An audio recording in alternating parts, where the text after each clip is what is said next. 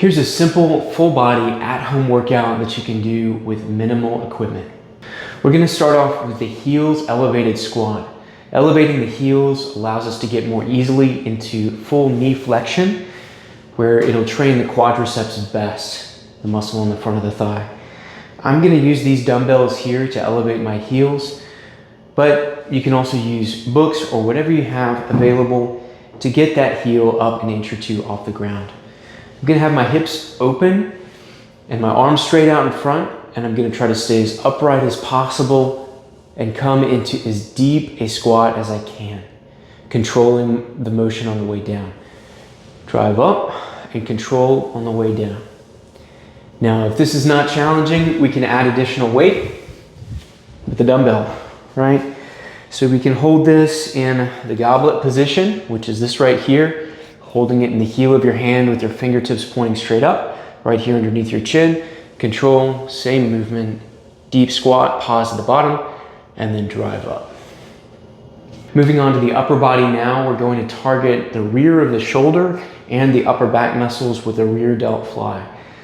Fortunately, you don't need very heavy dumbbells to do this, but anything that has weight to it can work. It doesn't necessarily have to be a dumbbell. I'm going to grab my dumbbells and I'm going to get into a hip hinge position, meaning I'm pushing my hips back and bringing my chest down, keeping my spine neutral until my upper body is parallel with the floor.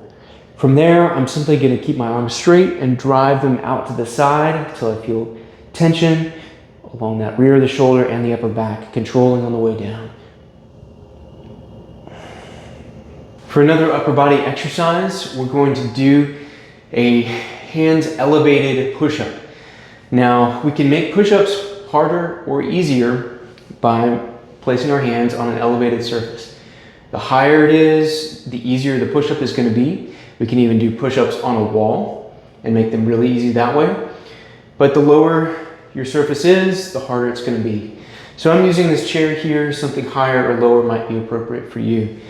But I'm going to place my hands on the corners of the chair and control myself all the way down until my chest touches the seat of the chair and press up.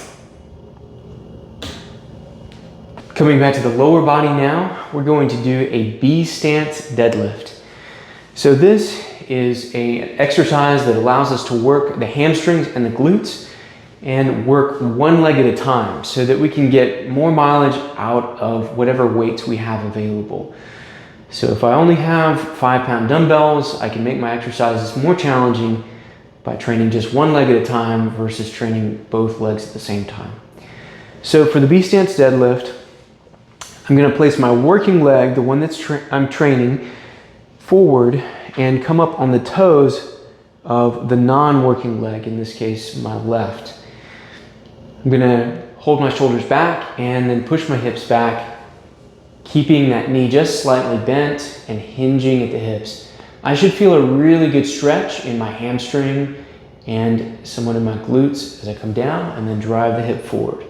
Slow and controlled, big stretch in the hamstring, drive the hips back, keeping the chest up, and drive the hip forward. And then of course, repeat on the other side.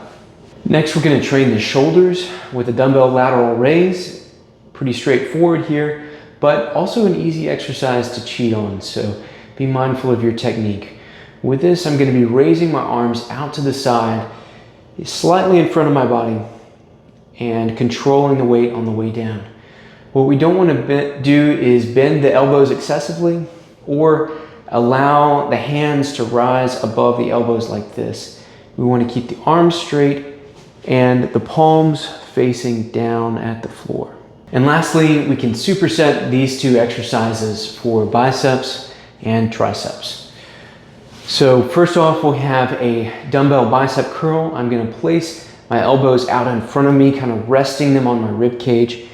And I'm simply going to bend at the elbow, keeping those elbows resting on my rib cage, controlling the weight on the way down.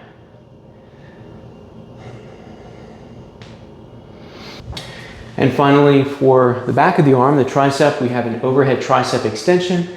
This is best done one arm at a time.